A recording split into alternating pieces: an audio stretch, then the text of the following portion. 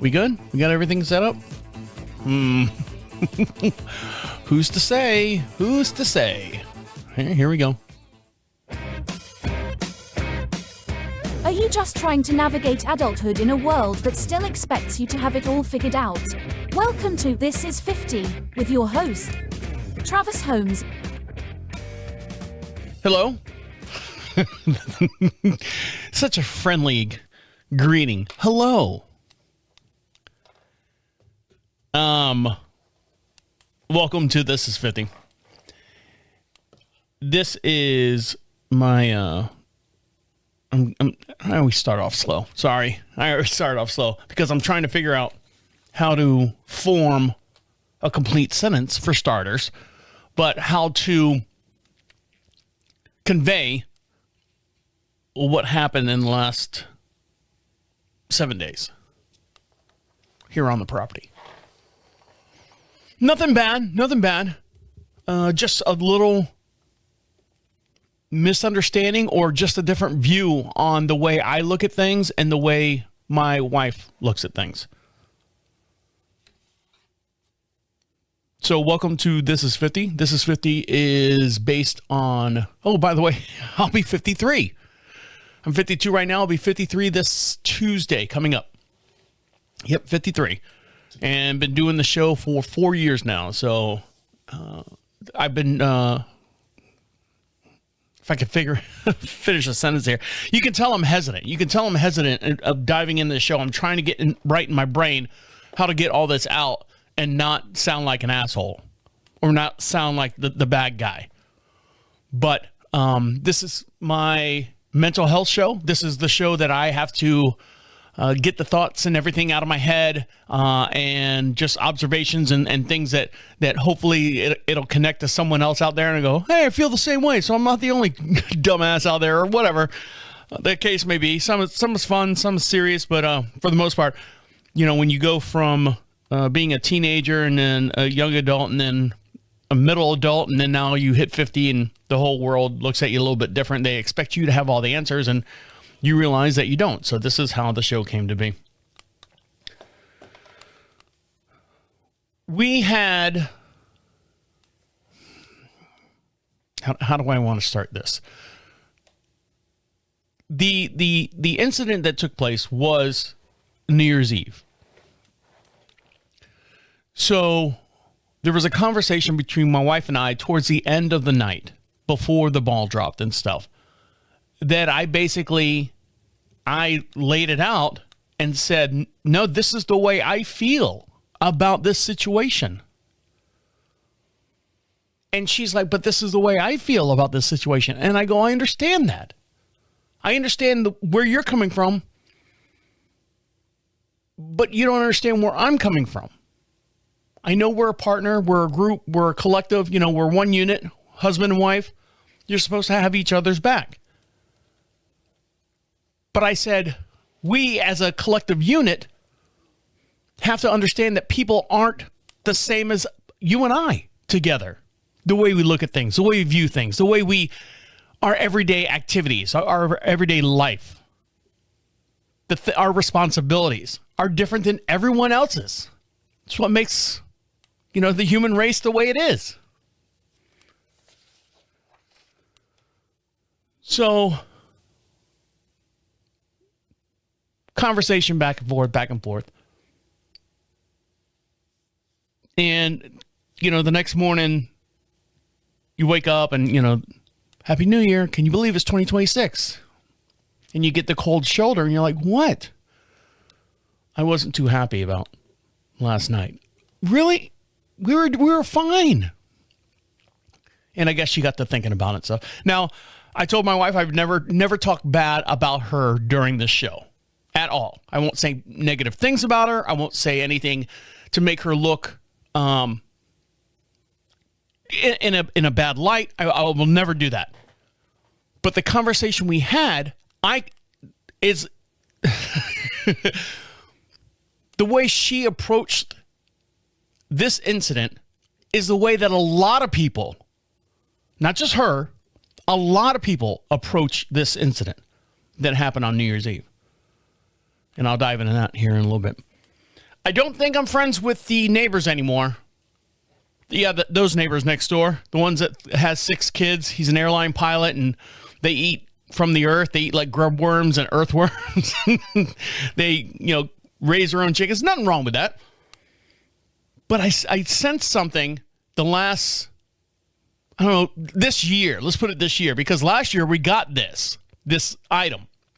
This year we didn't get it because there was a lot of, a little bit of this.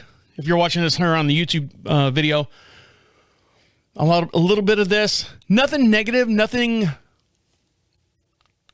like we're arguing or anything, or you stay on your side of the property. It's just the little things that you expect, the neighbors to do, and they don't do it, and they kind of take you for advantage and stuff. Anyway, so I'm digressing here, but this year, I go, babe, did we get a letter? A card? That's what started the whole thing. A Christmas card.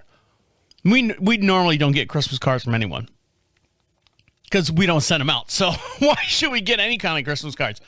But our neighbors would send us, a family portrait of everyone that's in the family, and it's like a postcard type thing, but it's nice, 7x5 or whatever. And it's got, everyone's name and their ages and stuff, and the family's getting bigger and bigger and bigger. And then we would get a breakdown, like a letter, like a typed out letter that's usually like 2 pages long. As the family gets bigger, the letter gets longer. And it's just like an update on, hey, hey, and it's from the wife, the mother of everyone who has 6 kids. Now, one of the kids is, married. 2 of the kids are married. Is it 2, 3? Christ, I can't even keep up. I would keep up if I've got this letter, but I don't have the letter. And they got a couple grandkids and all that stuff. And normally we get a letter. We would get a letter, like a year wrap up type deal. And I said, did you get a Christmas card from next door? No. Huh. Well, they got a while still. And then Christmas comes and goes, and I go, that's it. We're off their Christmas card list. We're not involved with them anymore. They're not sending us, not that I'm looking for it, but when you do something they've been there, Christ, I don't know, 8 years, something like that. And every year they send a family portrait and a letter breaking down, hey, and this is what's going on in our life. Now, they don't just write the letter for us. They write the letter because they've got family from all over the place. They're from Arizona, and they've got family members and stuff in Arizona. They got family members over here and over here. So it's one letter that they write to the whole entire family just to keep everyone up to date on their family unit. We didn't get one this year. Normally we do. Not that we're family or anything, but normally we would get some kind of letter kind of just recapping, how their lives are going. We didn't get one this year. I think we've gone from being like friends and family to just neighbors. Just neighbors. Hey, can I borrow a stick of butter? Can I borrow something? Anyways, something like that. And I blame me. I do blame me. Because I was getting taken advantage of. I was. Shut up.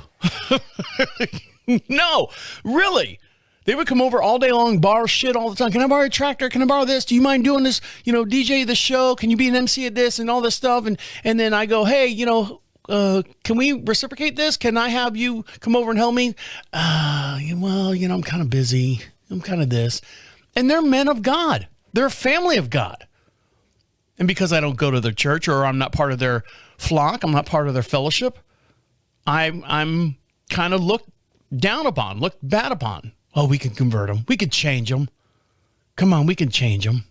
I know he drinks beer all day long, but he's got good spirits. He's got a good core value. He's got a good soul. We could change him. Nope. Sorry. Not gonna happen. Set my ways. When we come back, I know. I'll tell you what happened with the conversation that I had with my wife. And some people might agree with it. Some people might agree with both sides. This is literally a 50-50 split. Because even on the internet, not that we posted this up on the internet, but I've seen this conversation between two groups of people. It's like the groups of people that say, "Oh, pit bulls are bad." No, you just got to get the right pit bull. It's that's that conversation. It's a hot point. It's a hot topic. It's one that'll, don't talk politics, don't talk religion. Well, here we go. We're going to talk politics and religion and pit bulls. So not pit bulls, but you know what I mean. So stick around. I'll be right back. So let me start out by saying Happy New Year and Merry Christmas. Yes, everyone, Merry Christmas is back. I don't know why it went away. Well, you never know who you're going to talk to. Shut up. Just shut up. You might offend someone.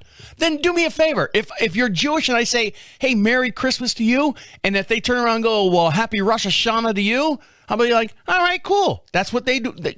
They're wishing their good vibes on me, and I'm wishing their good vibes on them. And that's it. Boom. End of story. Go on about your day. Go to Walmart, pay for your fruits and your grapes and all that stuff. And then go home and say, "Did you know that the Andersons said Happy Rosh Hashanah to me? I am so pissed off." Fucking idiots. Jesus Christ. Let everyone be everyone. You know what I mean? So I'm still running. I'm still doing my 4-mile run. It's now a walk. It went from a walk to a 4-mile run. My wife, for this past Christmas, Merry Christmas, everyone, got me these shoes. She looked them up online. They're $100 and something, I'm sure, because she would, make sure that I've got the number one best shoe for what I do. And I look at them, and they're nice trainers. They're not tennis shoes. Here in America, everything's a tennis shoe. Over in Europe, everything's a trainer. These are running shoes. I can wear them every day, but the way the sole is, I forget what kind they are. They start with an O, the letter O. Excuse me while I itch my ear if you're watching this on the YouTube video here for This Is 50. And the sole is concaved. Or what's the reverse of concave? Fuck it. It matches the road. It matches the running pattern. Like if you're running instead of walking. What was the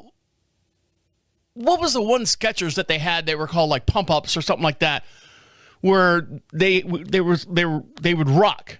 And lifts or something like that, and you'd walk and it increases your butt strength and stuff like that. These shoes are made for running. The soles are made for pounding the pavement and getting a good trip on. I went, not to brag, from walking 4 miles, which took an hour and 15 minutes for me to walk 4 miles, to now running, jogging. I say running. I'm at current distance, 1 mile. This is the Bluetooth thing in my headphones. Bluetooth, running distance, 1 mile. Average pace, 4.2 miles per hour. Sometimes it'll be 4.7 miles per hour. I'm like, oh shit, I'm fucking cooking it. Today, I did the 4 miles in 51 minutes.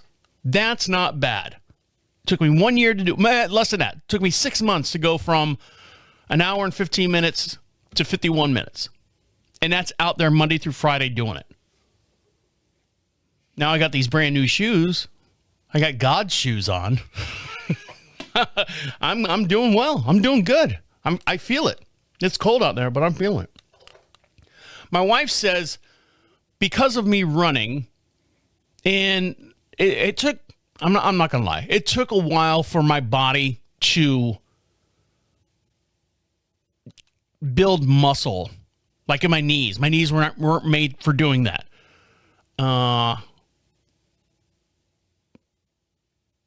My feet were fine.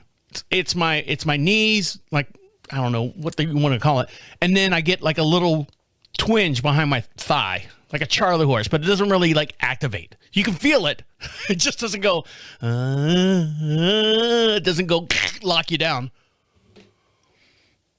So I constantly have a new gait, is what my wife says. She's like, yeah, you're walking way different now than before. I said, what do you mean? She's like, you're walking like, I said, like Tim Conway, like back in the day when he would do the old man shuffle. I said, am I walking like that? Babe, I'm running at 4.7 miles per hour for 4 miles. Not all at once, but still. And now you're saying I'm walking like an old man when I come back home? She's like, yeah, your swagger. I used to have black guys come up to me and go, man, look at you walk. Like back in the day, you got this like little, when you walk, you got this little twist when you walk. It's not swagger. That's pain. That's pain over the years. And she's like, yeah, you've got a new swagger. And I go, really? Do I? She's like, yeah, it's slower. It's a slower swag. You don't have the looseness that you did anymore. I said, don't tell me that. Now I'm self-conscious. That's all I need, right? Go to my therapist. Well, you guys are my therapist, so you tell me. I'm not going to show a video of me walking or anything, but still. She says my gait, the way I move and the way I walk has completely changed. So now I got to worry about that. If I wasn't self-conscious enough. I know, look at my hair. If you're watching this on YouTube video, my hair is fucking long.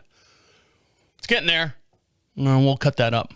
I'll put my new haircut up on the Facebook page if you're watching this.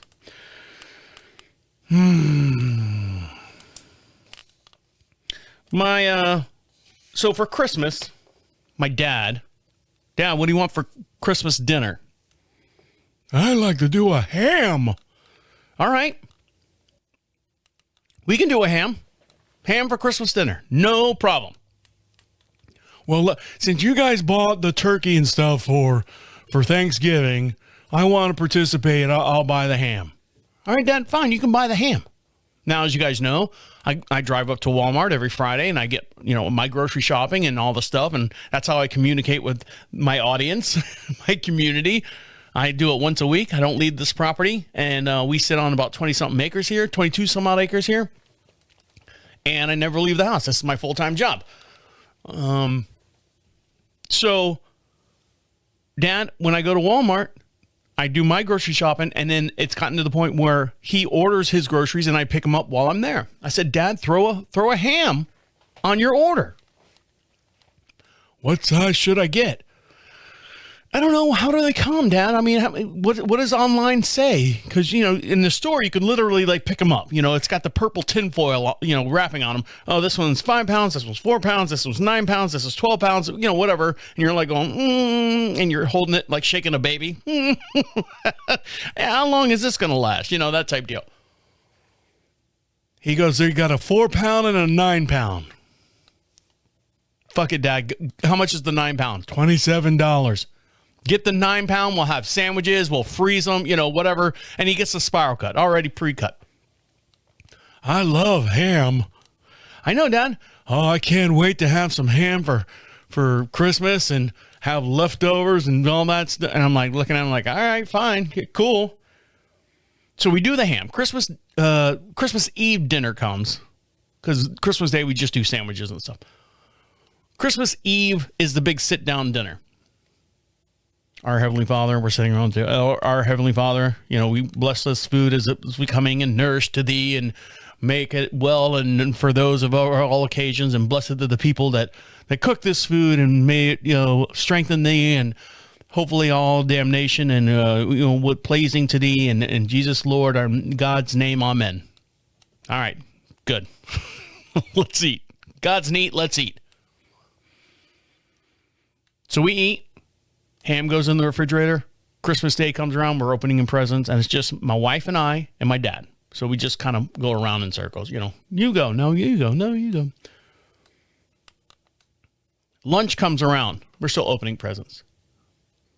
Dad, you want some ham for you want to make some sandwiches? I bought a big old deli baked bread. You want anything? Nah. All right. Next day. Dad, I'm getting ready to bag up all the ham. Uh-huh.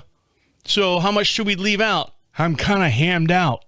I said, you're hammed out? What do you mean you're hammed out? Oh, Christmas Eve dinner was a lot. I said, yeah, but we have a 9 pound ham that you bought that's spiral cut. And it's just my wife and I. I said, we can only eat sandwiches for so long. We have to cut this whole thing up. Oh, you guys can have it. I'm like, all the pissing and farting and moaning about having a ham and, doing all that stuff. Now you have it for one day and you're over it. This is him. This is him. So many years ago, before my wife and I got married, her brother unfortunately passed away too soon. But when he was alive, bought me a meat slicer. It's got a 10-inch, blade on it, just like you see in the supermarket. And I have had that thing, for more than 10 years, actually 15 years now.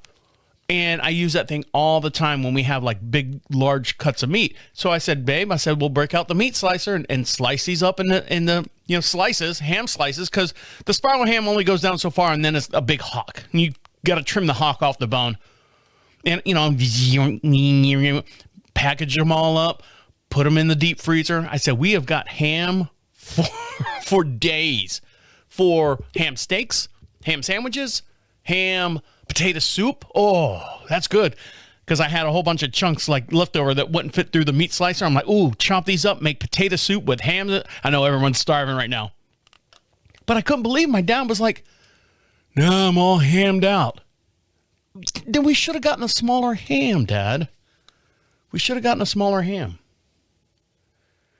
I don't know if he was just trying to make leftovers for us, but anyways. I used ChatGPT to help me do some stuff. Have you ever guys done that ChatGPT thing? I did. And I'll tell you what happened. Did I get good results? Yeah, I got good results. I'll tell you what I actually did. So stick around. I'll be right back. I used, I have a bunch of different shows. Like I said, I told you that this is my full-time job. When I say full-time job, I do a total of 4 different shows.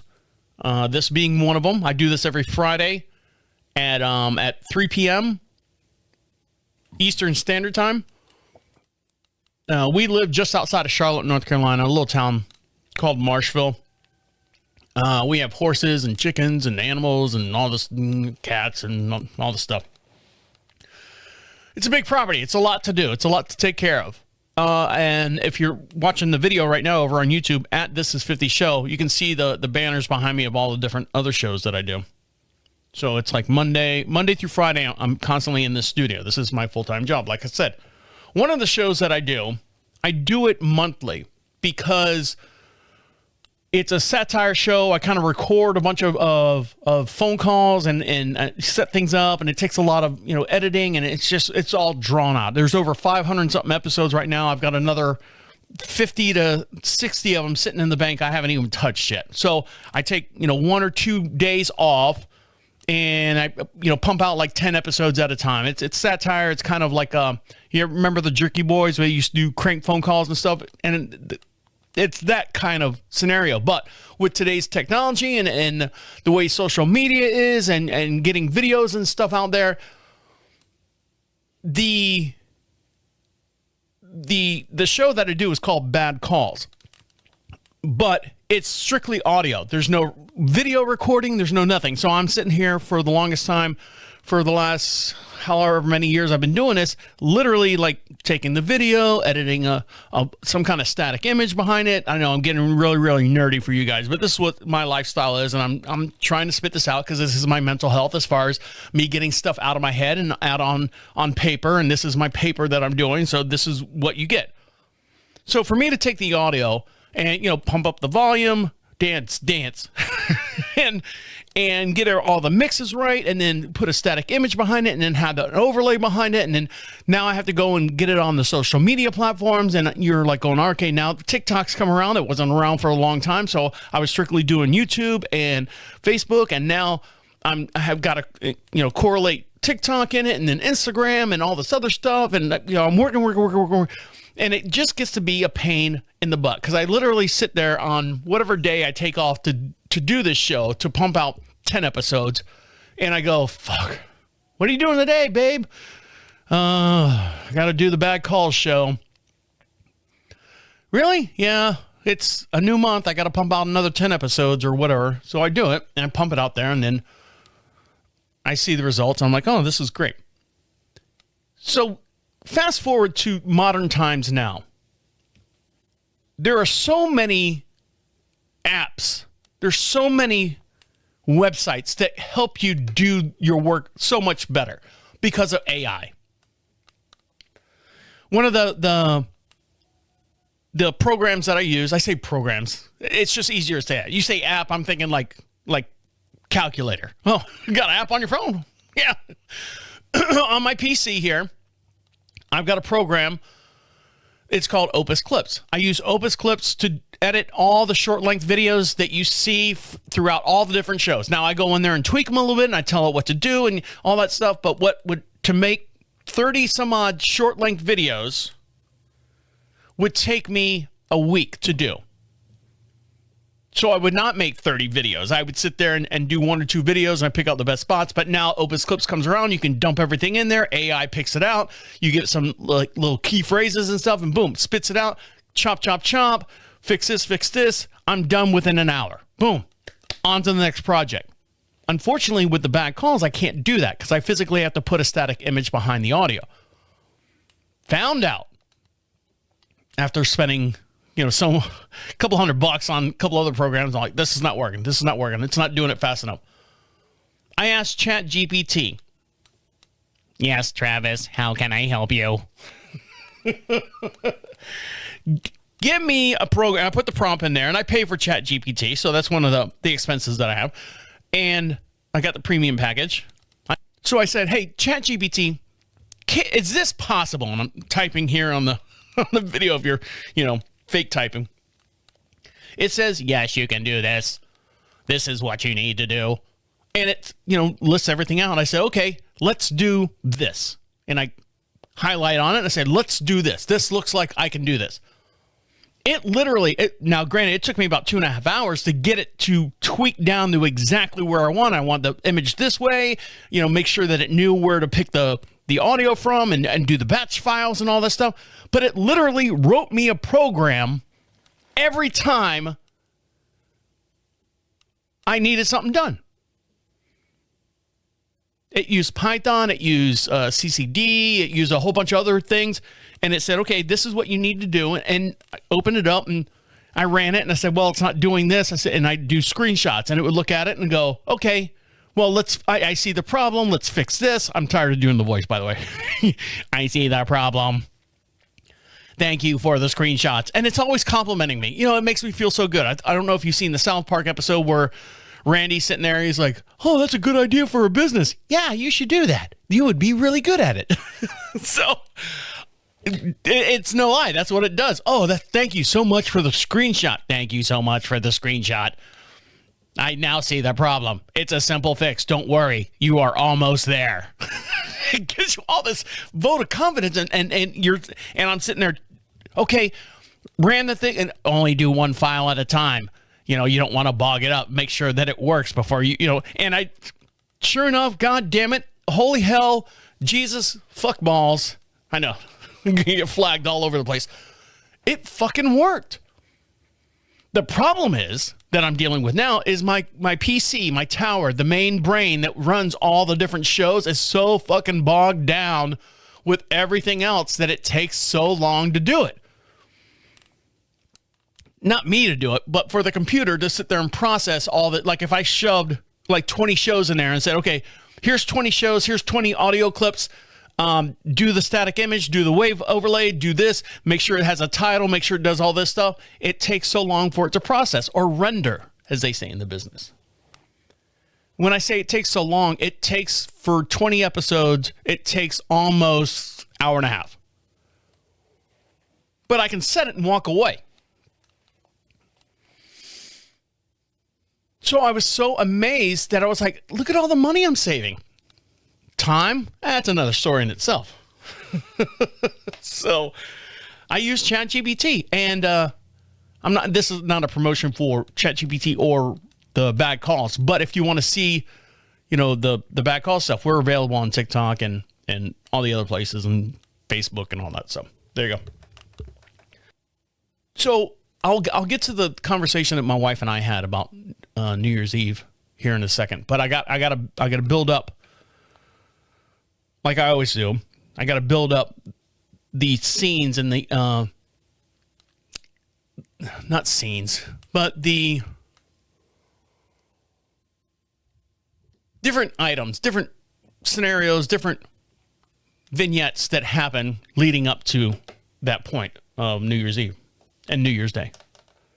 Because I do feel bad. I really do I really do feel bad. Because I felt like I don't know, I didn't have my wife's best interests in hand. But she has to understand, hold on, that she put me in an awkward situation. That I don't want to be that guy. Oh God, here comes Travis. He's that guy, you know. Hey everybody. So I have a question for you. We're just coming out of Christmas. Today's January 2nd, by the way. Again, Happy New Year. Merry Christmas. Back in the old days, when you gave a gift to somebody, two things happened. Well, three things. One, they liked it. Oh my God, you shouldn't have. Oh my God, that's my mom. Shirley, you shouldn't have gotten this for me. Terry, you shouldn't have gotten. This is too much. This is fuck. Shut up, Mom. You know exactly that they're going to spend this kind of money on. My mom. Oh my God. And my mom's passed away, of course. But that's the way it was growing up as a kid. Oh my God, you shouldn't have. This is too much. Oh my God. But then it comes to me and I'm like, hey, I already got one of these. You do? That's my mom. You do? You already have? Yeah, Mom, I already have one. Okay, well, give it back to me and I'll take it back and get you something else. That's one option, right? Option two, I'll give you the receipt. You can return it and get what you want. All right. Simple. You go to the box store. Hey, my mom got me this. Doesn't fit. Doesn't work right. I already have one, whatever the case may be. You have your receipt? Yep, right here. Exchange it, right? But now, things are a little bit different. And the reason why I say that is because when you buy stuff online, you physically can't you can. I mean, if you really wanted to get down to it, you physically can't hand someone a receipt and say, okay, you don't like this, go ahead and return it.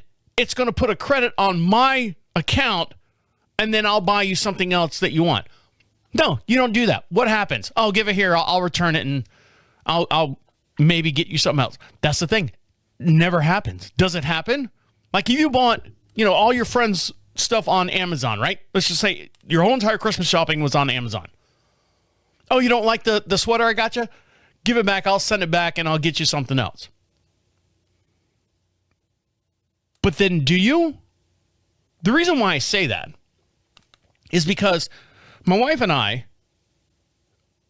my dad's hard to shop for. He's 79 years old and, he sits in his room. I want ham. And when you get someone that's basically a hermit the whole entire time, and he chooses to be a hermit, he's not, incapacitated. He can walk around and do stuff, but he just says, I'm just biding my time until the end, right?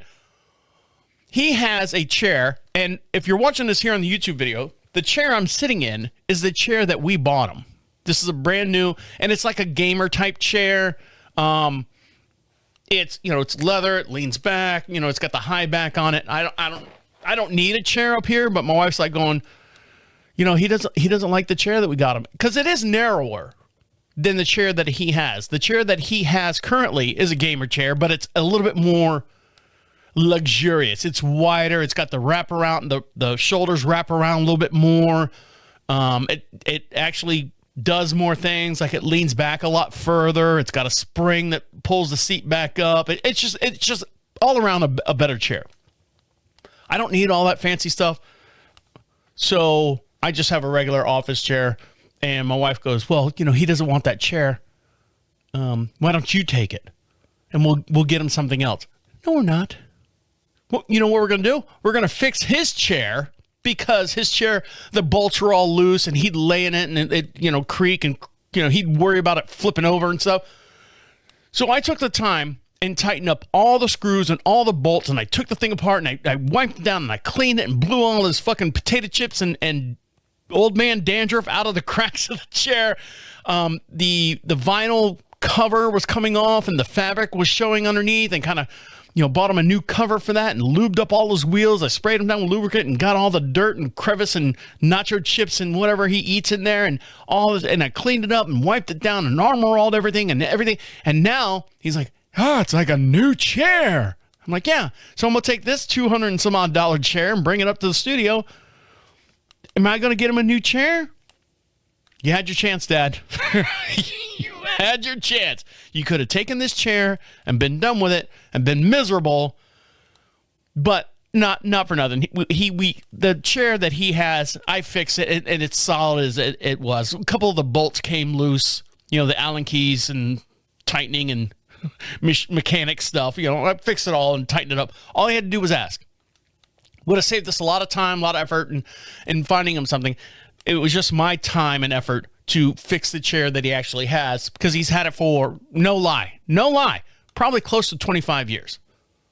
And he bought it for almost $250 25 years ago. And that, that's a lot of money when you buy it on Amazon. So I fix it. He's good to go. But I mean, what do you do? What do you do when I've got 3 or 4 items that my wife was like, this is nice, good idea. I can't use this. Fine, no problem. I'll return it. Now, granted, our Amazon Prime account is connected to us, so I'm sure if she buys something, would you like to use your credit? I sure would. But it's a household, all the money goes in one pot type deal. One of the things I got my dad was a smash burger cooker. They got them at Walmart. I think they're like $15. About the size, if you're watching this here on the YouTube video, about the size, a little bit bigger than what an actual hamburger would be. If you were to make a Whopper, if you were to take a Whopper from Burger King, God, I love Burger King so much. I do. I wish they'd sponsor the show. I talk about them every day. And you were to take some meat and put it in this little, almost like little George Foreman grill, but it's like made just for one hamburger, and and the juice and grease spits out on the bottom in a little tray. We got him one of those. You know why we got him one of those? Because I fucking caught him dumping the grease from the hamburgers down the goddamn garbage disposal. Just run hot water. Yeah, Dad. But it's got to solidify somewhere else down the line. You understand? We're on the septic system here. There's no city pipes. You can't call Union County to come out here and, we'll got to clean these Johnny Bergs out of the fucking toilets or the sewage system. No. He was dumping grease down the fucking garbage disposal. Just throw it down there and run hot water. Yeah. And that gets it out of the house, and then where does it go? It solidifies in our fucking leach field. So I got him the thing, and he kind of looked at it and goes, well, it doesn't fit my frozen hamburgers. No, Dad, you have to get regular hamburger meat and put it in there. This is what I deal with every day. And you kind of smash it in there and you close it. Oh, I don't know. All right. I got those frozen ones. They don't fit in there. Well, if you thaw them out and then let them, it'll cook them. I can't wait for that. Jesus Christ. Christ on the cracker. So, you know what happened? Last night, after my wife started talking to me again, my wife and I said, what are we doing for dinner tonight? She's like, I don't know. What do you want? I said, well, I don't know. I said, we have any hamburger meat? She's like, yeah. I said, let's break it out. Let's break out my dad's thing. He hasn't used it yet, has he? No. I said, let's do it. You and me in the kitchen, now that we're friends. Let's make some homemade smash burgers. So she was like, hell yeah, let's do it. So we're in the kitchen. I said, Dad, how's your chair? What chair? The one you're sitting in. Oh, yeah, that's great. I said, hey, can we try out your hamburger smasher thing? Yeah, but you got to make me one. Okay, no problem. And then he comes out and and this is like 6:30 at night. No, I don't want one. I already had dinner. I don't need that stuff. All right. So my wife and I made them. Oh, it turned out good. Problem is, every time you do one hamburger, the little gravy, the grease trap down below where you have to pull it out to dump it, is only does one hamburger. So if you get like cheap hamburger meat, it's going to fill up every fucking hamburger. So you got to dump it out every time. But it turned out great. It worked great. Now, back to the chair. I've got his chair that we bought him for Christmas, and I'm not planning on getting him anything else to replace the chair. I fixed his chair. The time and effort I used to fix his chair and, clean it up and do all that stuff. And there was a bolt that was stripped out, retapped it, put a new bolt in there and all that stuff, and got him a new seat cover that covers the whole entire thing, nice and snug. Am I wrong? That's all he wanted was this chair to be fixed, and I fixed it. So I got a brand new chair up here. I don't know if I like it either. It's not, if you're watching this here, I don't know. It's just, it's all right. It's not the best, but it's all right. I'll tell you what happened. The conversation my wife and I had. We didn't fight about it. I just felt bad afterwards that she felt bad. So I'll dive in that when we come back. So stick around. I'll be right back.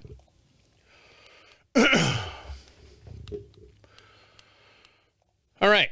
So this is going to be a little bit of a rocky ride.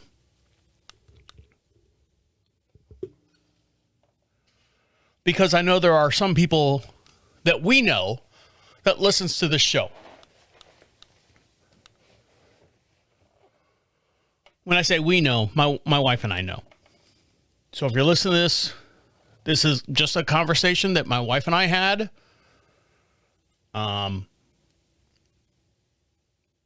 So that's it. That's all I'm going to say. And for those of you that are listening to this on the entertainment podcast, because this is 50 gets played again over on the entertainment podcast that I do on Wednesdays. And you're waiting for the entertainment show to come back. We're still in the works. We're still working on some stuff. So enjoy this in the meantime.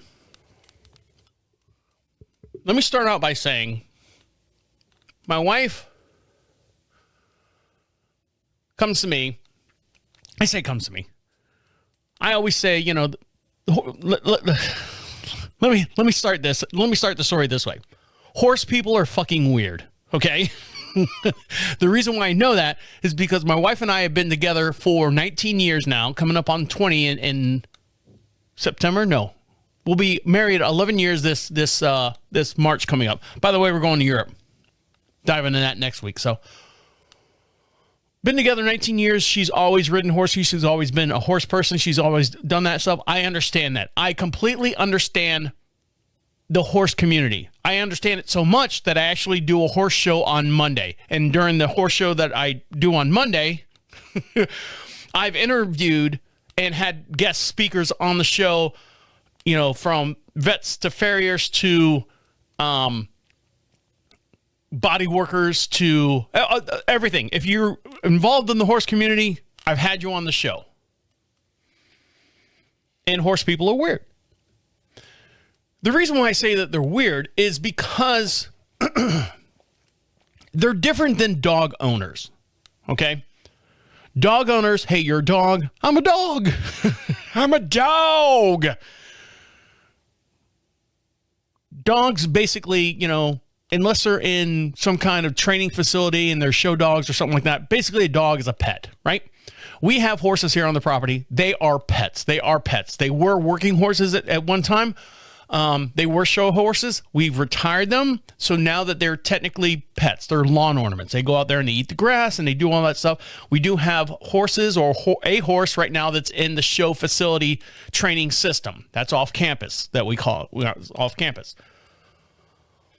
So every time my wife comes, she does her riding and then comes back and does her riding and comes back. I always go, ooh, because I don't see many people in my lifestyle that I have here. I go, ooh, any gossip, any rumors, any kind of, because horse people are weird. And normally it's kind of like, well, this horse did this and, the person that owns that horse and had to do this. And it's just mundane stuff, I said, at one time, she befriended one of the horse people that she was riding with. And for whatever reason, my wife's goal and training schedule did not match up with her quote unquote friend that I had to make sure both my hands were working there, that she befriended.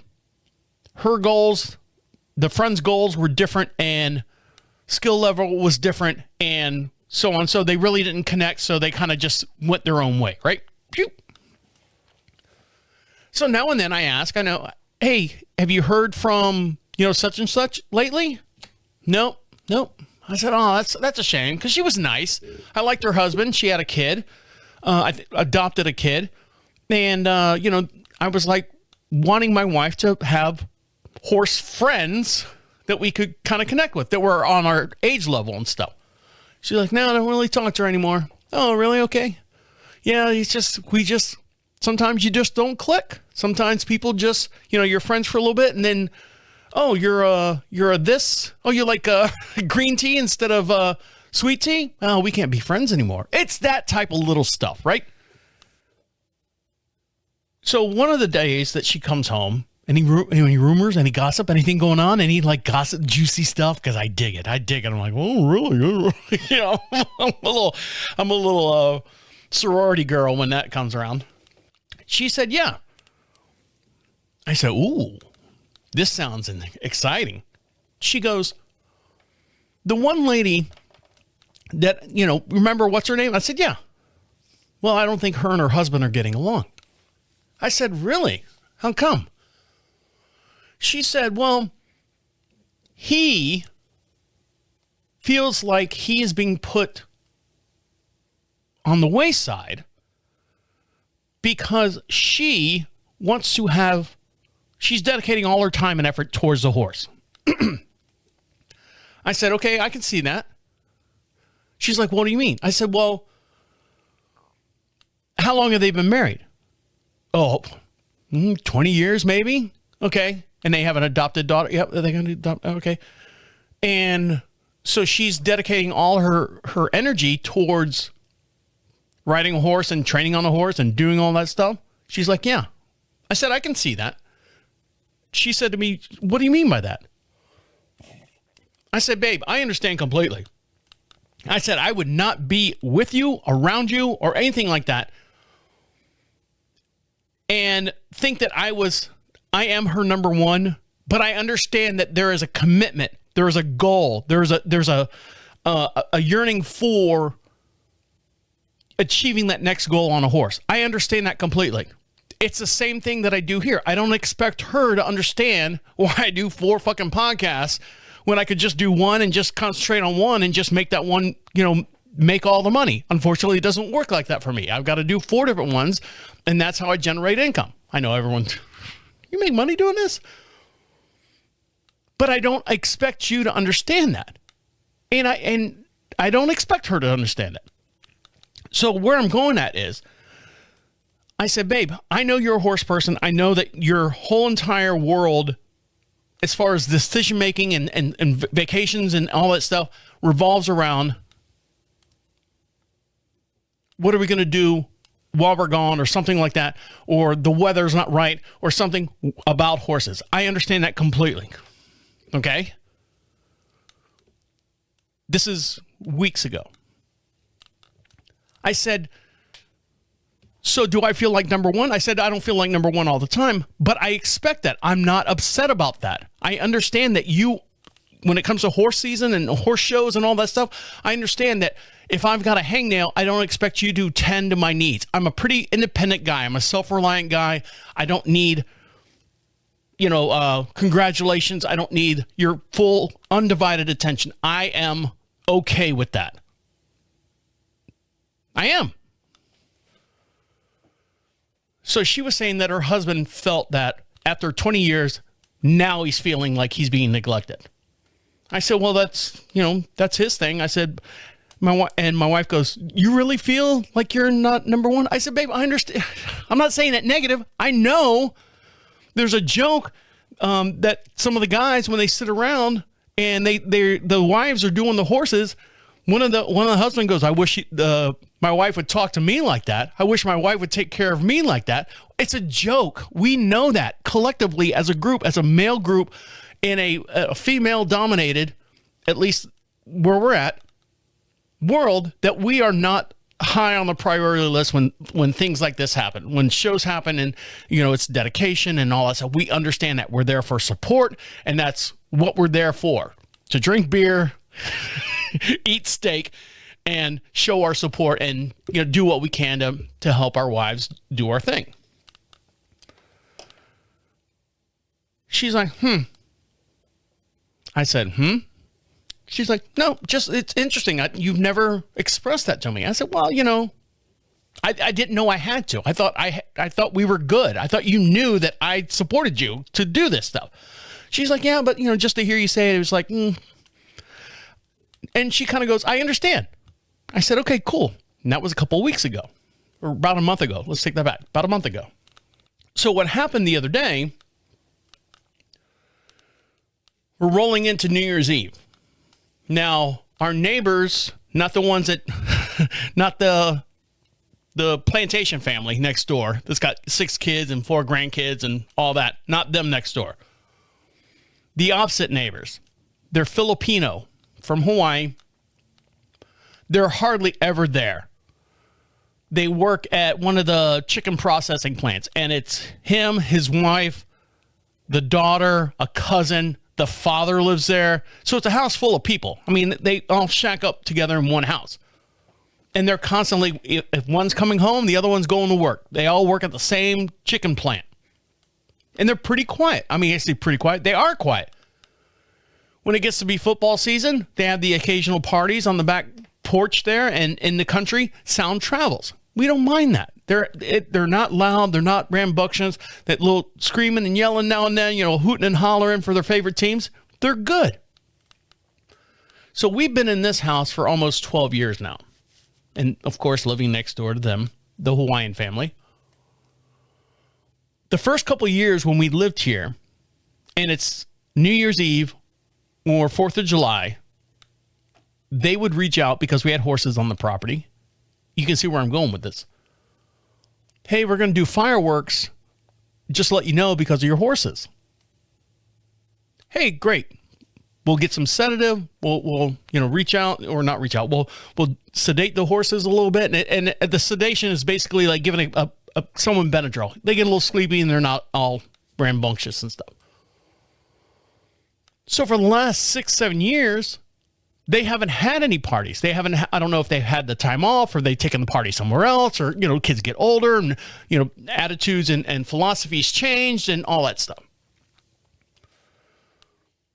And my wife, for the last couple years, always either says, hey, can you text them next door to see if they're shooting off fireworks? And I text them, hey, are you shooting off fireworks? Let me know so I can get stuff for the horses to sedate them. No, not this year. Nope, not this year. No, nothing this year. All right, cool. And nobody around us. We're far enough away from people that if they shoot off fireworks, it's not going to bother us. The thing is, with our neighbors next door, they're close enough. If they fire something in the air, it lights up the sky. It lights up our property too. Kind of spooks the horses a little bit. So my wife goes, shit. It's New Year's Eve. Ask the neighbors, are they going to shoot off fireworks? It's 3:00 in the afternoon. I said, okay, fine. Hey, man, just reaching out. You guys doing fireworks this year? He returns with his reply saying, yes, we are. Told my wife, hey, they are firing off fireworks this year.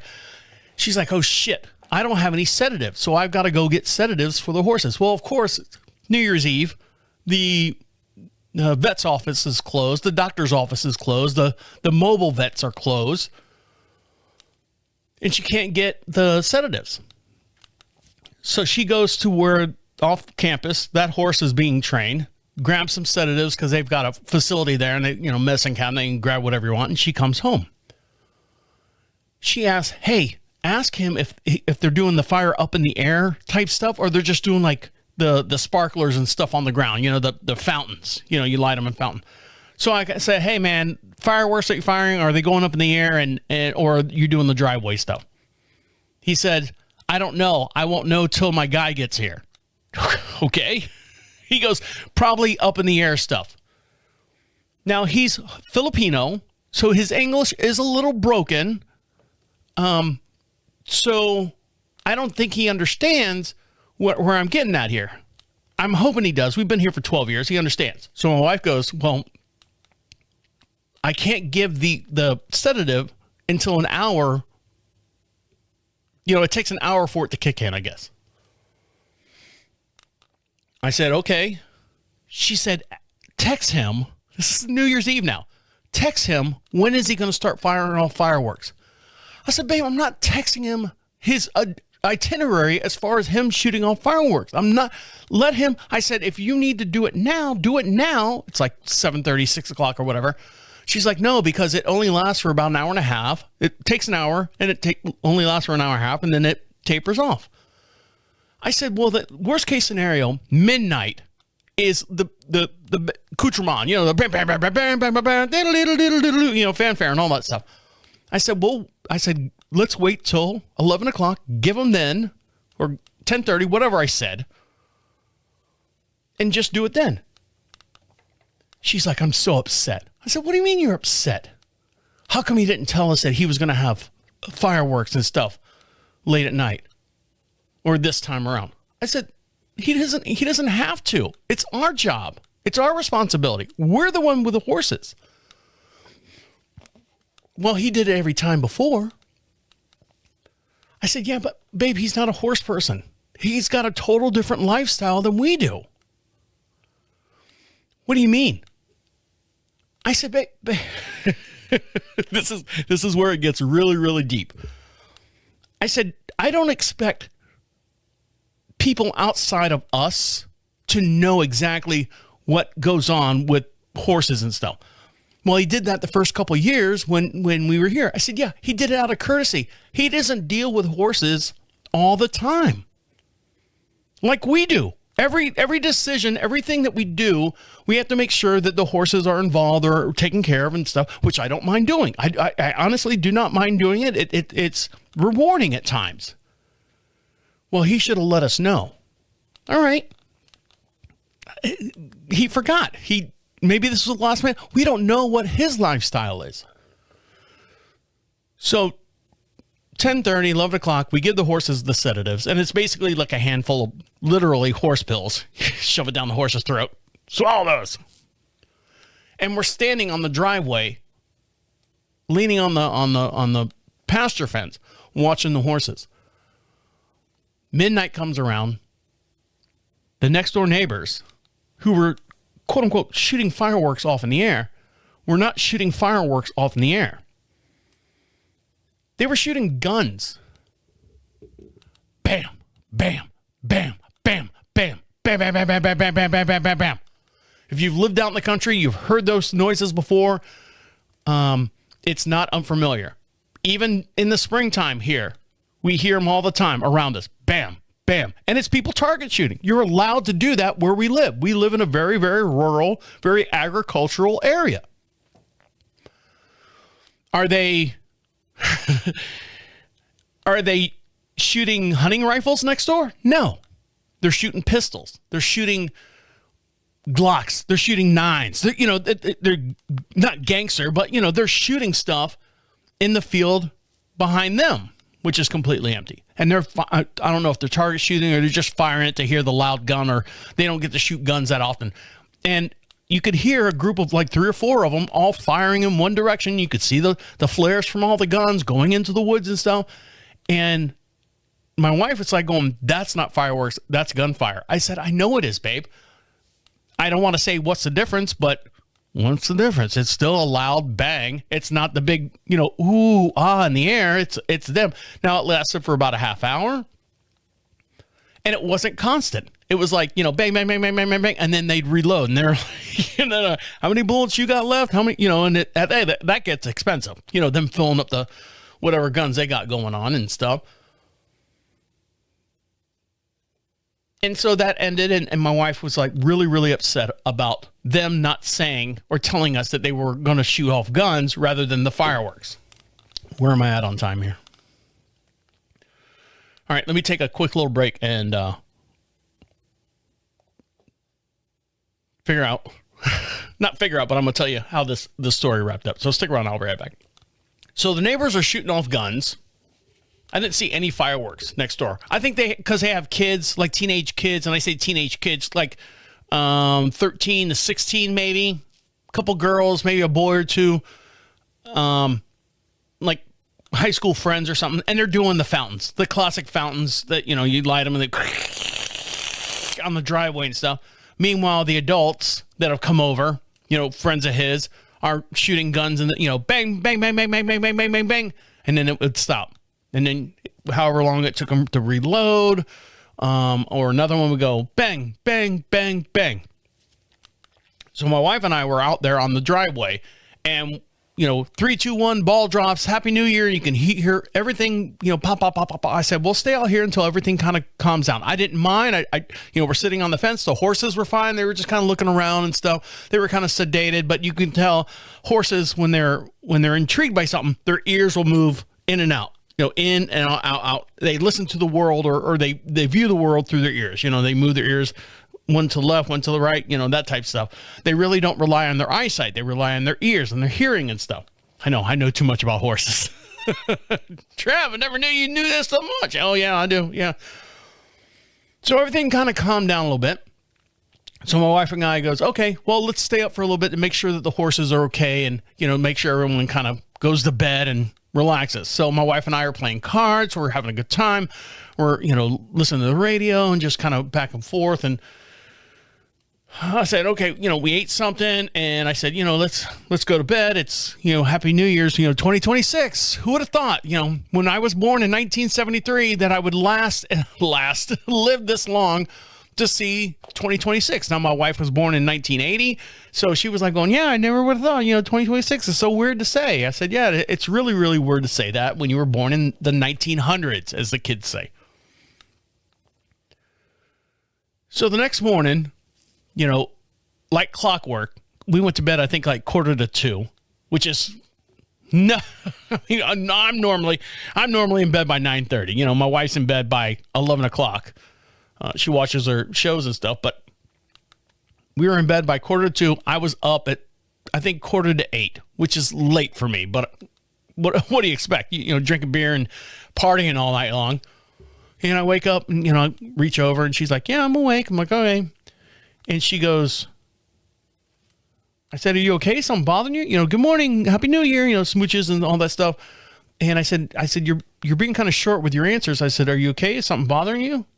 And she said, I didn't appreciate what you said about me worrying about horses. I said, well, what do you mean? She goes, about, you know, they should have done the whole thing and checking on the horses for us. And I go, babe. And again, I tried to explain it to her. I was trying to explain to her the way that people that have dogs, and I don't know if that conveyed very well. When people have dogs, they get so upset because the neighbors next door are shooting off fireworks. Don't you know we have a dog next door? Don't you know we have a dog? Your responsibility as a dog owner is to protect that dog and make sure that dog's okay. Yes, granted. Hey, are you guys shooting off fireworks? So we'll put the thunder vests on the dog. You know, we'll sedate the dog and do all the stuff that we need to do on our end to protect our dog.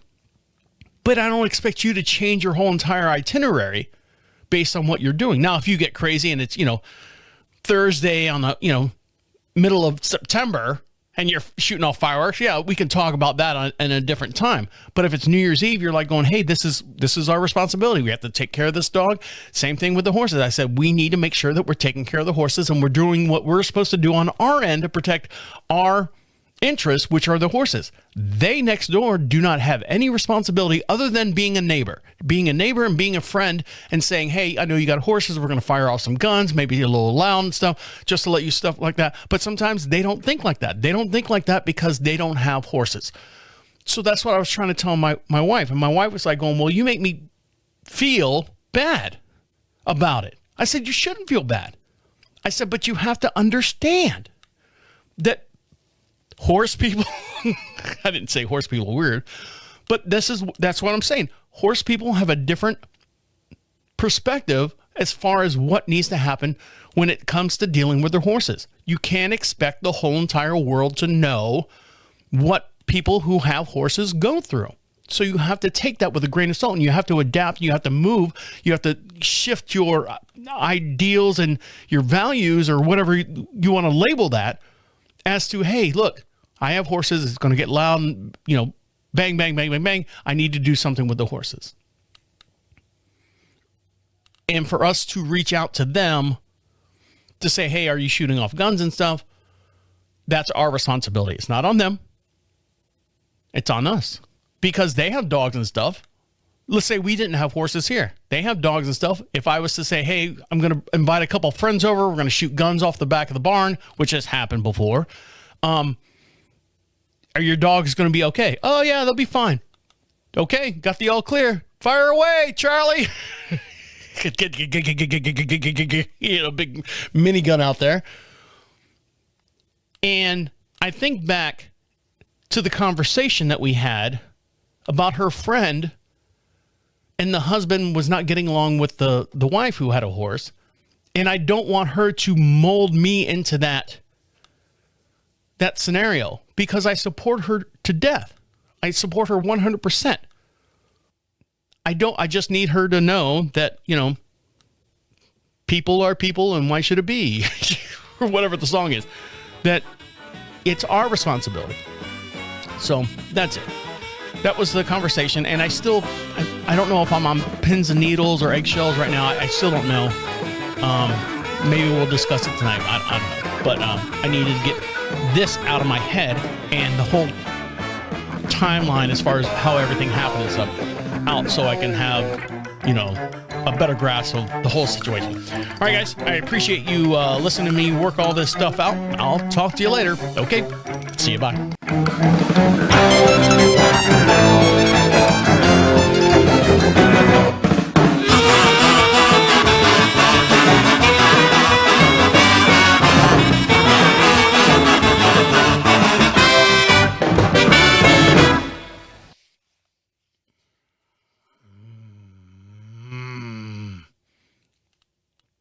I don't know.